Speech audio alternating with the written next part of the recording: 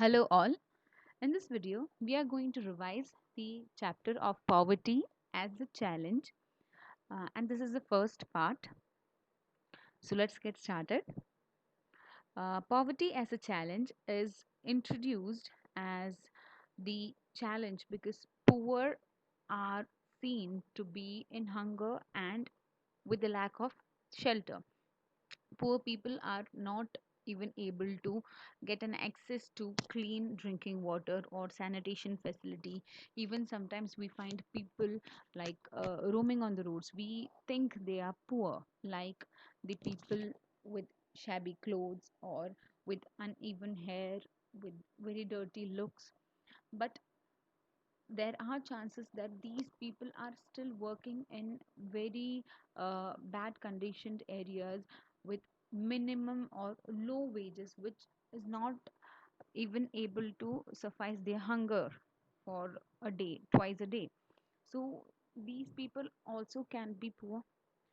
So the person who is to be said as poor is not only meant to be lacking money, but who is not even in a position to get the basic facilities, basic needs are not satisfied of a person, then that person can be considered as poor.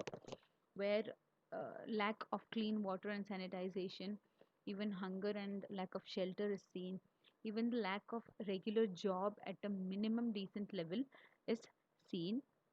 Those people are called poor, who are ill treated at farms, factories, or hospitals, and etc.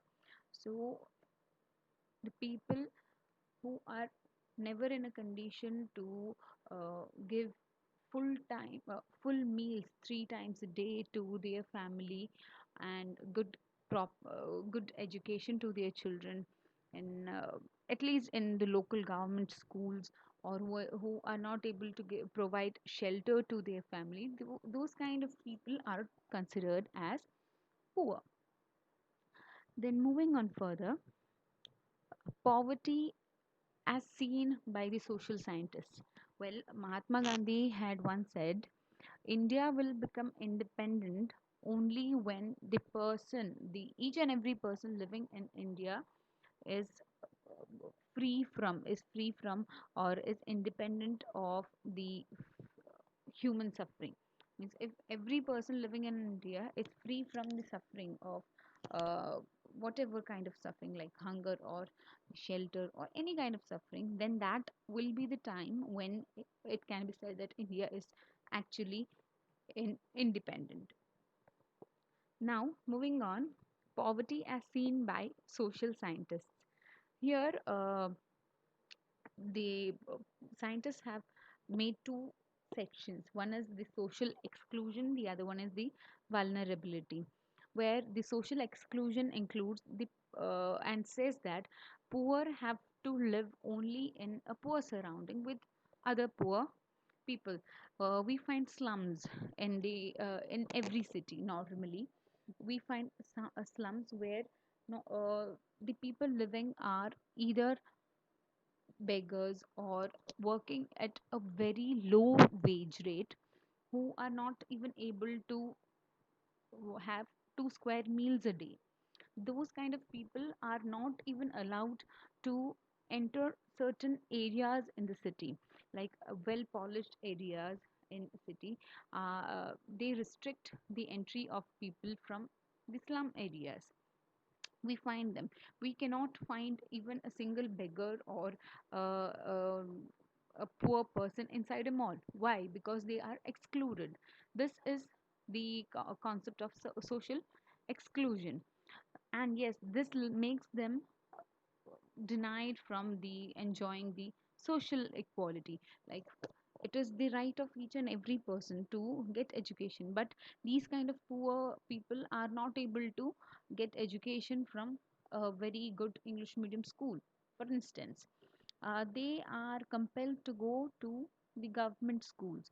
No doubt these days government schools are also doing really well, but the concept here is they aren't given the social equality which we find in various other categories of the society.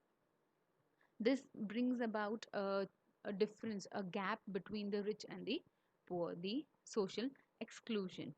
Now, talking about the vulnerability, vulnerability can be said as a concept of greater probability of certain communities of becoming or remaining poor in the coming years. That is, it is a speculation where a group of people or a community is thought to be as uh, remaining in this situation of poverty in the coming years.